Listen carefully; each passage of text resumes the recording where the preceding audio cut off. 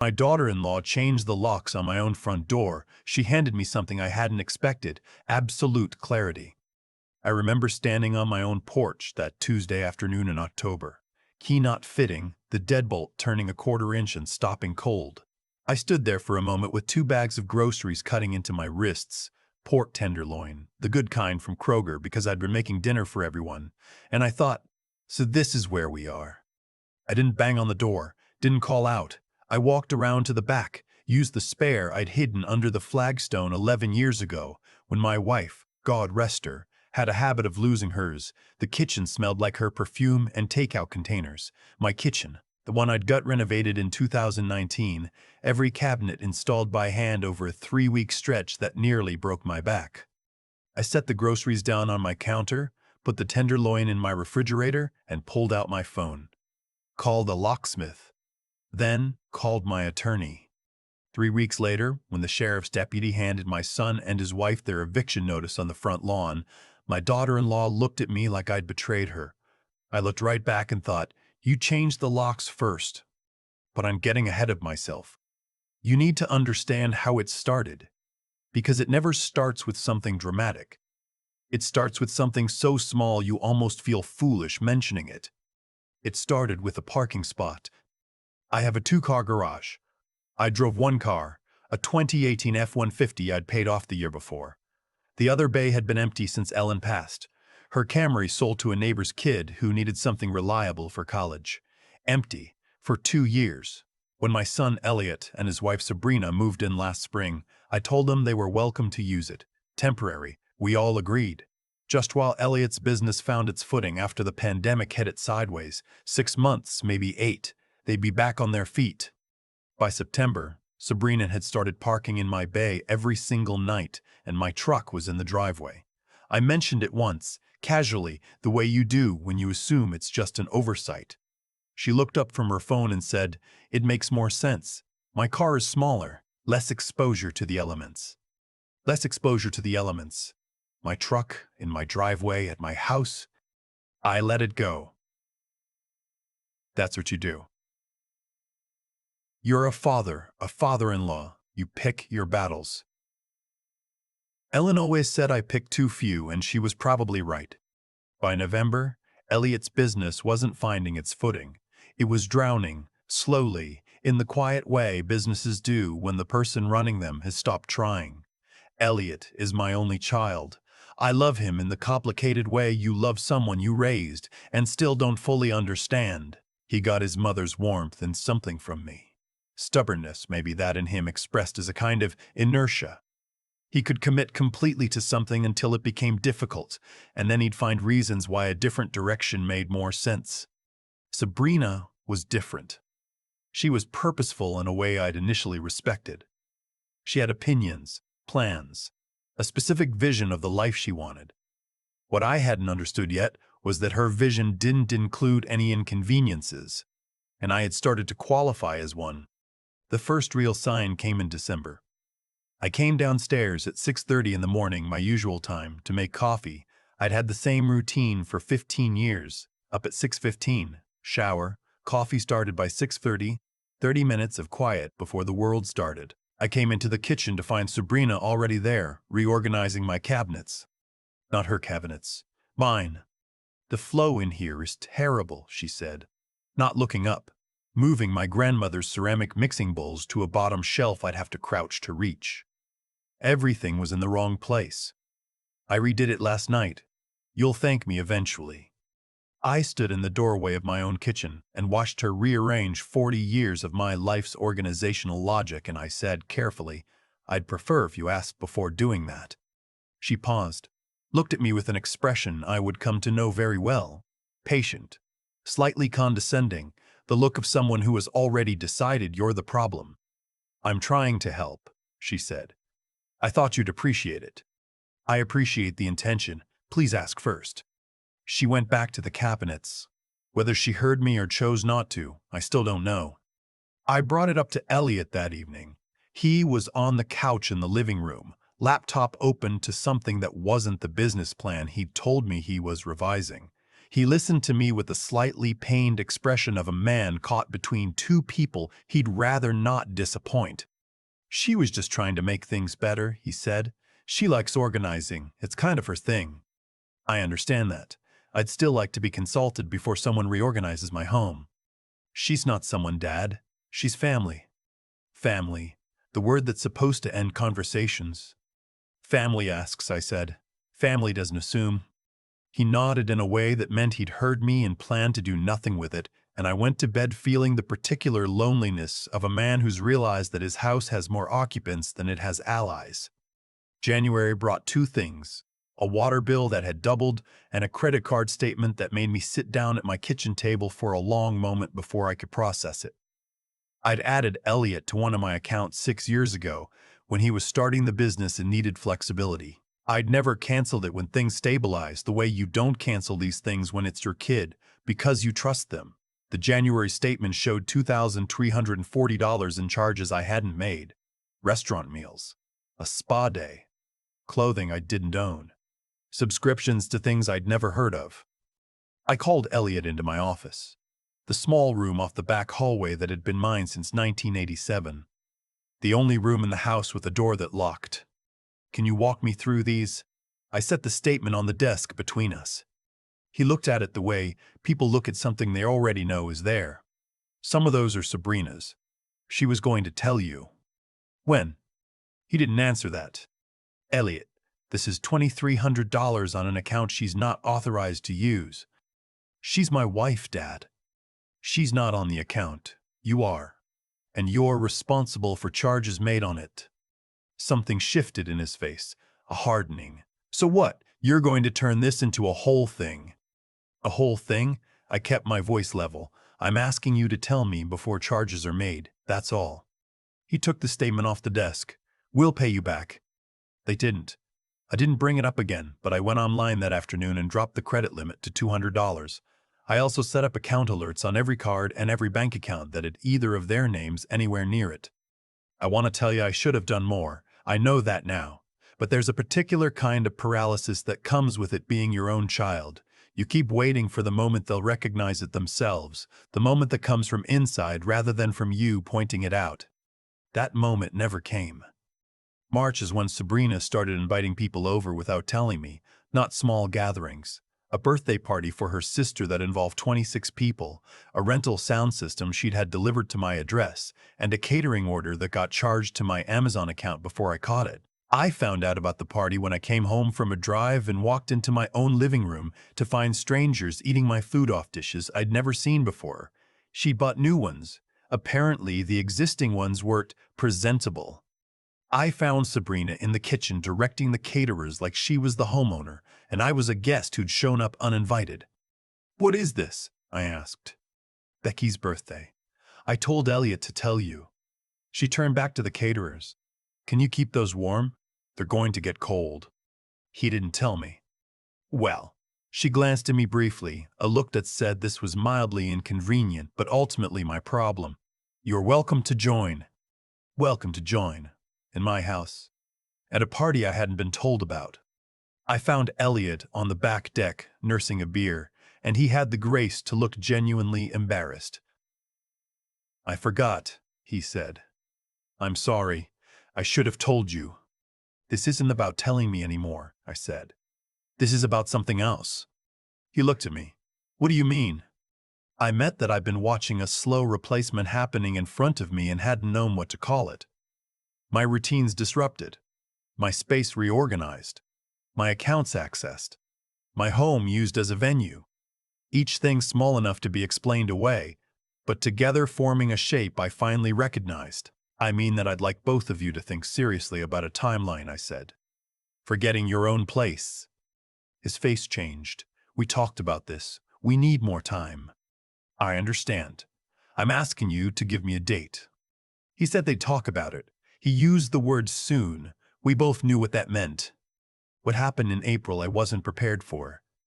I'd driven to see my brother Clement down in Tallahassee for a long weekend. First real time away since everything started. I came home Sunday evening to find my bedroom door had a new lock on it. Not the original hardware, A keyed knob installed recently enough that the paint around the plate was still slightly chipped. I stood in the hallway holding my bag and stared at it. My bedroom. The room I'd shared with Ellen for 31 years.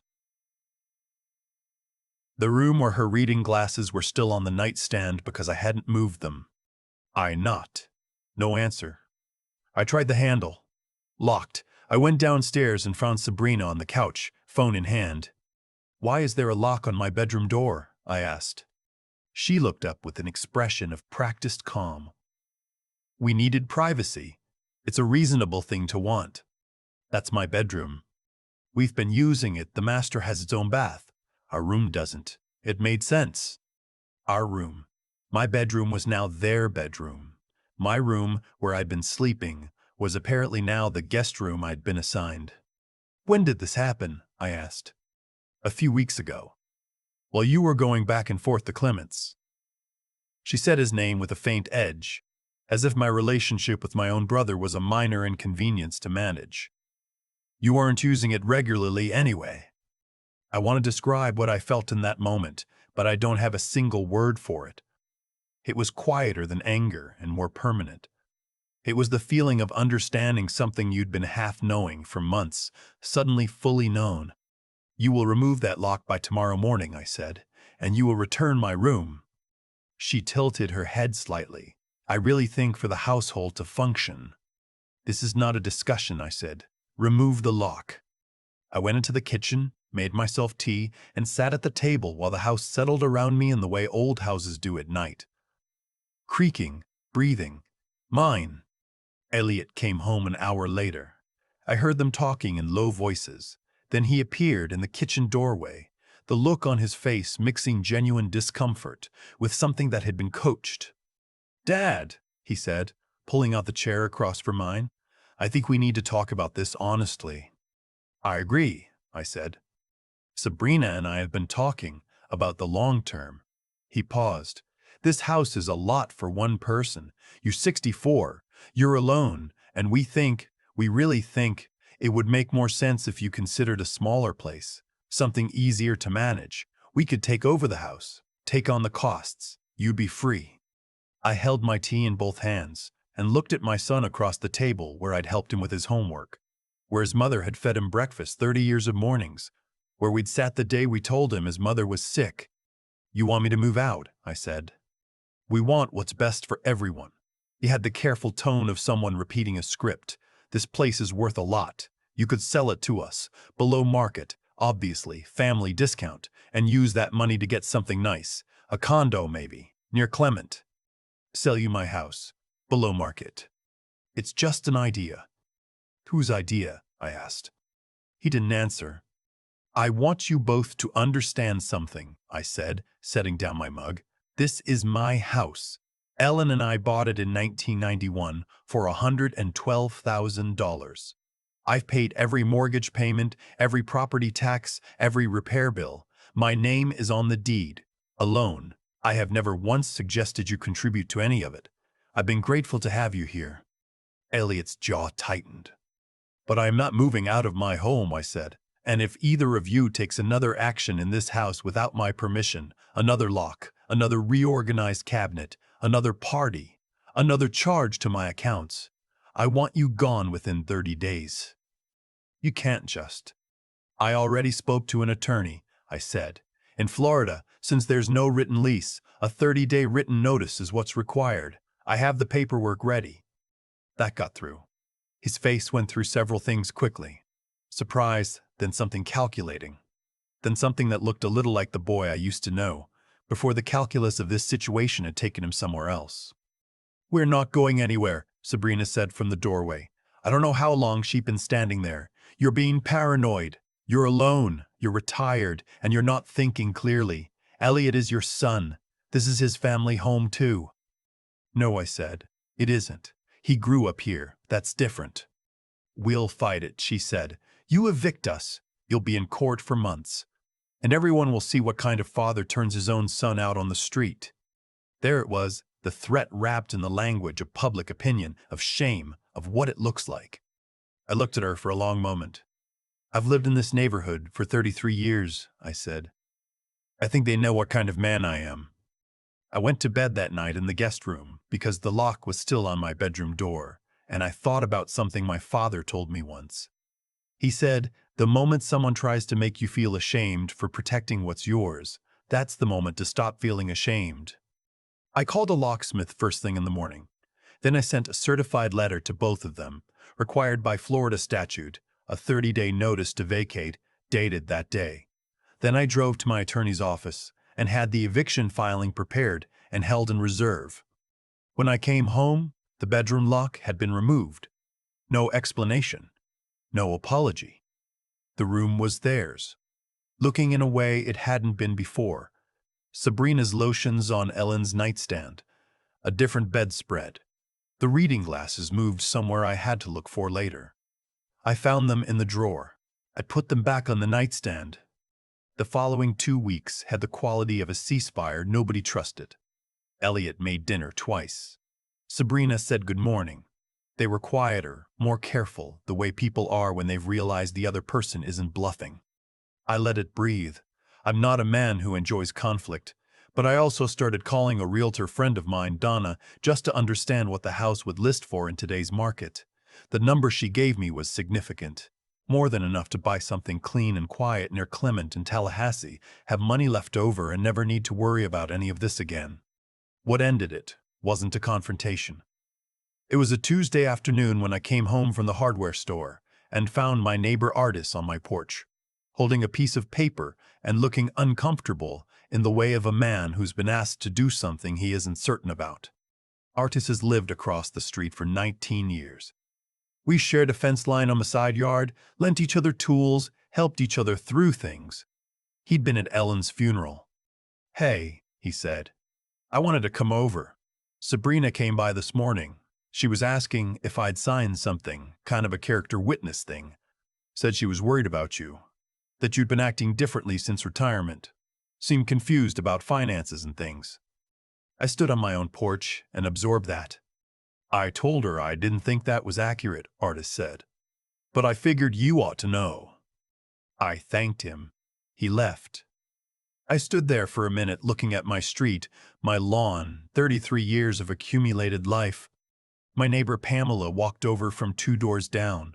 She'd seen Artis leave. "She talked to me too," she said, "and to the Okafor family." She paused. "I didn't sign anything." I went inside. Elliot was on the couch. Sabrina wasn't home. "Sabrina's going around the neighborhood telling people I'm mentally declining," I said. He had the decency not to immediately deny it. He looked at his hands. "She's trying to establish a record," I said. "In case this goes to court, she wants neighbors saying I seemed confused." "Dad, did you know?" The pause before he answered told me everything. It wasn't a long pause, but it was long enough.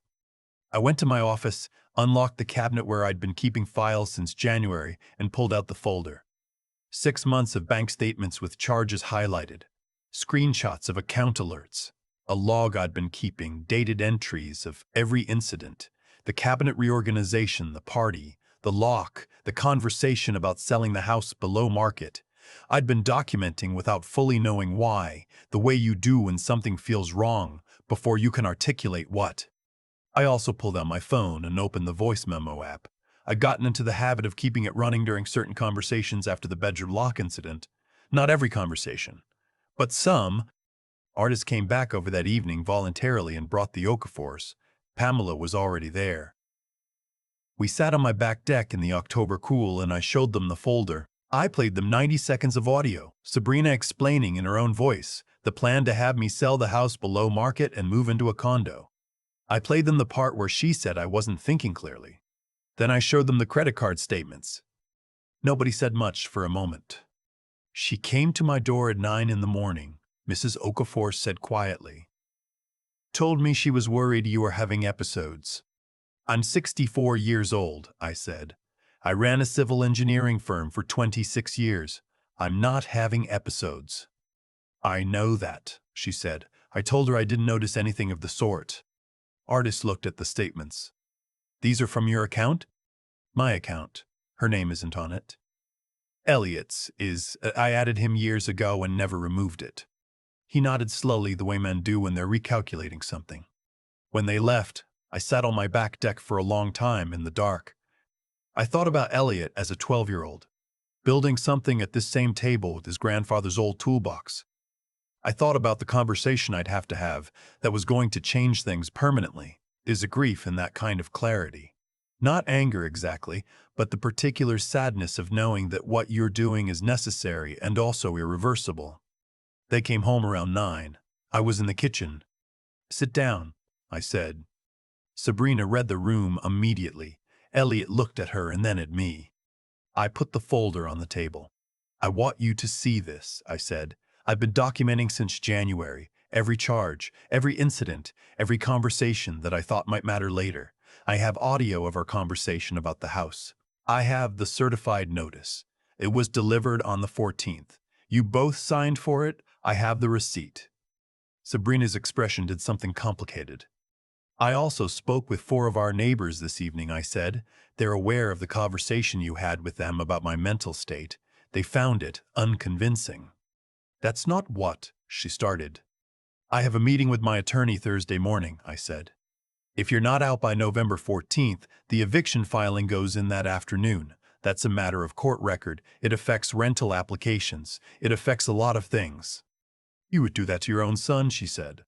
"Not a question, a weapon." "I would do that to 2 adults who changed the locks on my bedroom, ran up my accounts, tried to pressure me into selling my home below market, and then attempted to establish a record of my mental incapacity with my neighbors," I said. "Yes." Elliot looked at the table. "Elliot," I said, and waited until he looked at me. "I love you. That has not changed, and it will not change. But I am not going to lose my home to protect your comfort. And I think part of you knows that what's been happening here isn't right." Something moved across his face, not an apology, but something adjacent. They were out in 18 days. Moved to an apartment in Apopka. I found out from Artis who'd seen the truck. Elliot texted me the day they left. "We're out. Hope you're satisfied." I didn't respond right away. I held the phone and felt the complex mix of things that don't have easy names. I called Donna the realtor that evening. Not because I had to sell anymore, but because the idea of starting somewhere clean had taken root during all of this and wouldn't let go. We listed it in December. It sold in 9 days, 14,000 over asking. I'm writing this from a rental in Tallahassee, 3 blocks from Clement. I'm looking at properties. Nothing huge, something I can manage on my own. Something with a good kitchen and room for a workbench. Elliot called last month. It was a short conversation, careful on both ends, the kind where you're both aware of what isn't being said. He didn't apologize exactly, but he said he'd been thinking. He said he thought maybe things had gotten out of hand. I told him that was one way to put it. We left it there, somewhere between finished and open, which is probably the most honest place for it to be right now. The night before the movers came, I walked through every room of that house alone. 33 years. Kids who'd grown up in the neighborhood and come back as adults with their own kids. Halloween, Thanksgivings, one very bad winter when the pipes burst and I fixed them myself over 3 days with my hands going numb. The room where Ellen died, quietly, on a Tuesday, with her hand in mine. I stood in the kitchen last and looked at the counters, the cabinets, the window over the sink, where the morning light comes in at a particular angle in October that I've never seen anywhere else. Then I locked the door, put the key in the lockbox, and drove south. Some things you hold on to past the point they can hold you back. Learning to tell the difference, that might be the whole work of getting older. The night before the movers came, I walked through every room alone, and what struck me wasn't grief. It was how long I'd mistaken patience for virtue. I kept thinking about the parking spot. That's where it started. Something so small I nearly felt foolish even noting it. But that's how this kind of thing works. It doesn't arrive as a crisis. It arrives as a minor inconvenience you absorb, then another, until you've absorbed so many that the people causing them have started to believe absorption is your permanent state. Sabrina didn't wake up one morning and decide to take my house. She tested and I yielded and she tested again. Every time I let something go without saying clearly what I expected, I was teaching her what I'd accept. That's a hard thing to sit with. Some of what happened to me I built the conditions for. But here's what I also know. I didn't fail because I was too generous. I failed to be honest early enough about what generosity requires in return. Not gratitude exactly, but basic regard. The moment I started tracking the account charges, documenting the incidents, keeping the log, that was the moment I started thinking clearly again. Not coldly, clearly. There's a difference. Clear thinking isn't the absence of love. It's love being honest about what it can sustain. Elliot is my son, and I will love him the rest of my life. But love doesn't require me to hand over the house I built with his mother. It doesn't require me to accept being maneuvered out of my own bedroom, or having my neighbors told I was mentally declining, or smiling through a breakfast designed to make me forget I'd been threatened the evening before. Real love, the kind that actually holds, requires the person giving it to remain a person, not a resource. Not a soft place to land indefinitely, with no expectation of responsibility. What I had to find late in this was the nerve to act on what I already knew. I'd known something was wrong since December. I knew it when she moved the cabinets, when the credit card statement came, when I stood on my own porch with a bag of groceries and a key that no longer fit. I knew. I just kept waiting for the situation to correct itself, for Elliot to step in, for something external to resolve what only I could resolve. That waiting cost me months and more than a little of my own self-respect. The paperwork, the attorney, the certified letter, the recordings, none of that required extraordinary intelligence. It required me to treat my own interests as worth protecting. That sounds simple, for a lot of men my age, raised to absorb and provide and not make too much noise about either. It isn't simple at all. It's something you have to decide. What I want to say to anyone in a version of the situation is, the documentation matters. The legal process matters. Knowing your rights as a homeowner matters, but none of it matters if you're not first willing to believe that protecting yourself is a legitimate thing to do. Not selfish, not cruel, legitimate. I drove south with the house sold and my brother's voice on the phone and something lighter in my chest than I'd felt in a long time. Not happiness exactly, but a kind of solid ground. Some things you hold on to past the point they can hold you back. Learning to tell the difference, that might be the whole work of getting older.